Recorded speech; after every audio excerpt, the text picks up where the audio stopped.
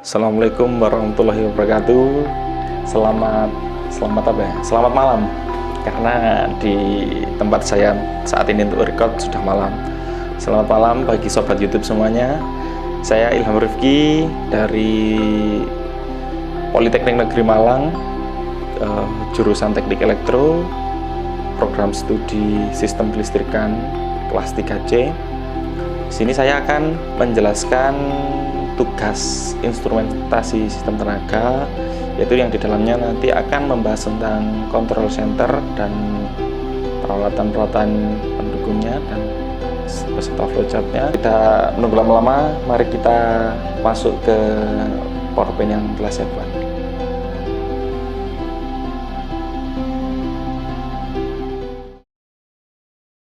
Baik, saya akan menjelaskan di sini tentang instrumentasi sistem tenaga. Yang pertama, ini ada 4 poin-poin yang akan saya bahas. Yang pertama ada diagram sistem tenaga listrik, yaitu yang isinya alur penyaluran tenaga listrik dari pembangkit sampai ke beban atau konsumen. Yang kedua ada flowchart dari control center, yaitu penjelasan alur kerja dari control center. Yang ketiga ada metering.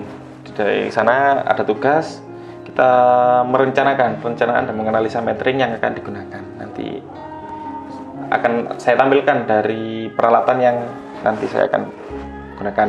Dan yang terakhir ada penutup. Lanjut ke slide berikutnya. Di sini ada kata-kata, ada motivasi dari Albert Einstein. Pertama, diagram sistem tenaga listrik. Diagram sistem tenaga listrik diawali dari pembangkit. Pembangkit akan membangkitkan merubah energi mekanik menjadi energi listrik yang akan disalurkan ke gardu induk dan selanjutnya disalurkan ke gardu-gardu distribusi yang selanjutnya akan ke beban menuju ke konsumen. Di PowerPoint yang ada yang telah saya buat, pembangkit menyalurkan energi tegangan tinggi ke gardu induk menyebarkan ke gardu distribusi dengan jaringan tegangan menengah dan tegangan rendah yang ke beban konsumen. Di dalam gardu induk itu ada yang namanya control center. Control center ini yang mengontrol dari gardu induk dan gardu distribusi, gardu yang ada. Kenapa harus ada control center? Karena kita membutuhkan data secara real time, membutuhkan data bila ada gangguan dan lain-lain. Kita harus cepat. Contohnya ada gangguan di mana termomonitoring di control center ada gangguan. Jadi teknisi akan cepat memperbaiki dan tidak akan sampai terjadi yang berlebihan seperti yang paling tinggi, maksudnya paling vital itu akan blackout jika sampai tidak diantisipasi. Di control center tersebut juga akan mengendalikan tentang beban-beban itu. Oh, di sini minta sekian. Karena kalau manual tidak mungkin, karena yang dikontrol juga tidak sedikit. Nah, begitu untuk diagram tenaga listriknya. Selanjutnya ini tampil tentang ruangan control center. Nah, sebenarnya di mata kuliah ini banyak hubungannya kaitannya dengan mata kuliah yang lain yang telah didapat.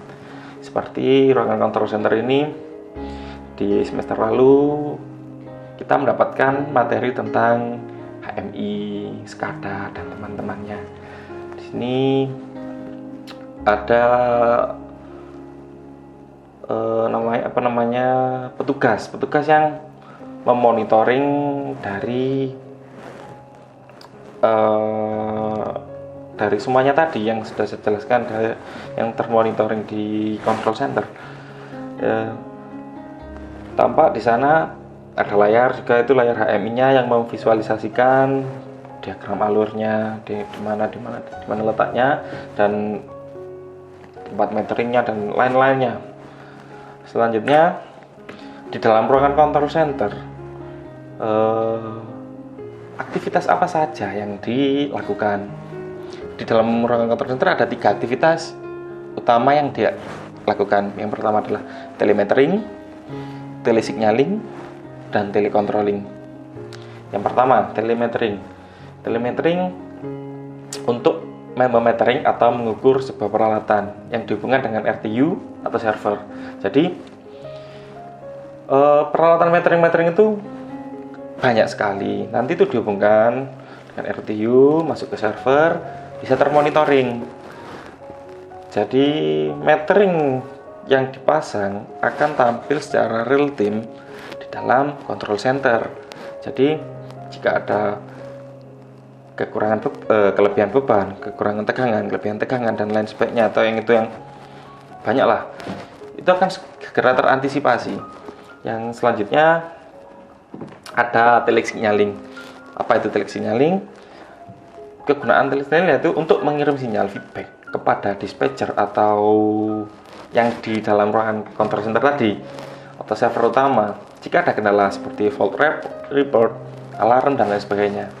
Jadi ketika ada fault, ada kegagalan sistem, akan memberikan sinyal kepada server utama. Oh, di sini ada kesalahan. Nah, hal seperti itulah yang harus diantisipasi sehingga keandalan dari sistem tetap terjaga.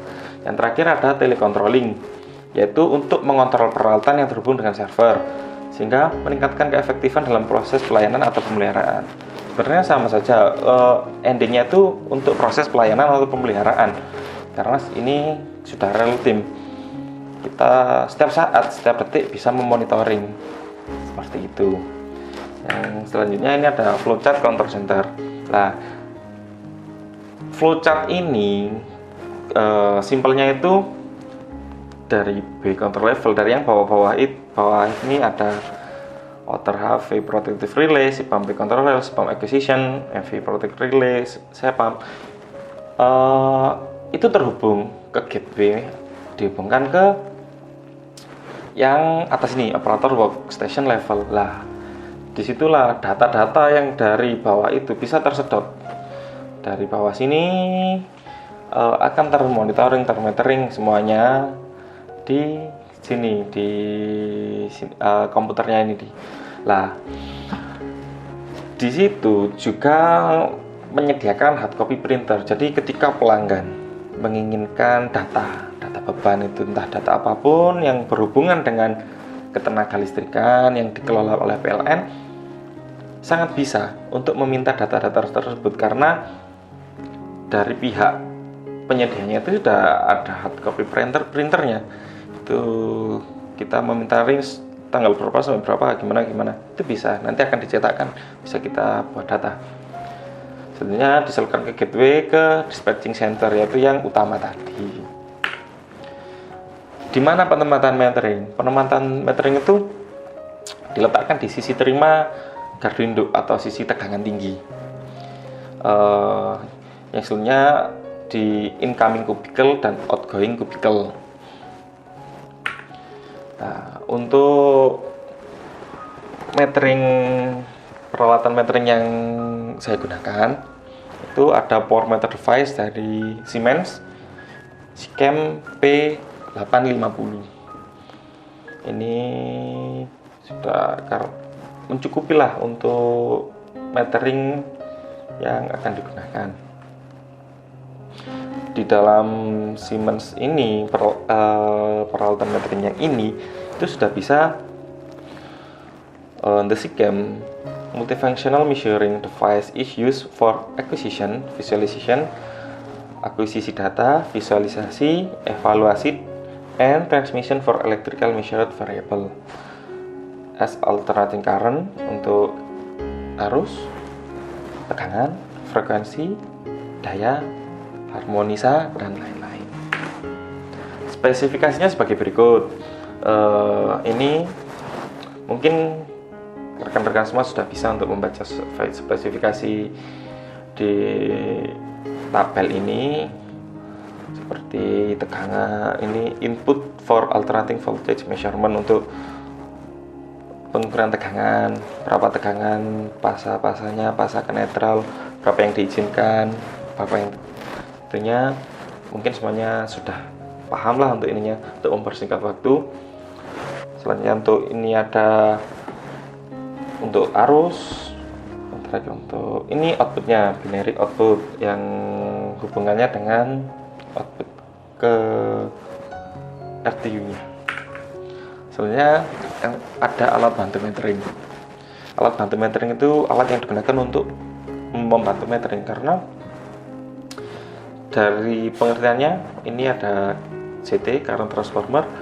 CT berfungsi untuk mengubah besaran arus pada sistem menjadi lebih kecil agar dapat dibaca oleh panel metering atau alat ukur yang terhubung. Nah, kembali lagi, rating input current-nya itu hanya 1 ampere dan 5 ampere. Maksimal input current-nya 2 kali rating input alternating current. Nah, maka dari itu kita harus menurunkan arus menggunakan CT agar bisa terbaca oleh ini peralatan meteringnya. Kalau tidak ada ini ya mungkin melebihi batas, maka kan peralatannya akan rusak.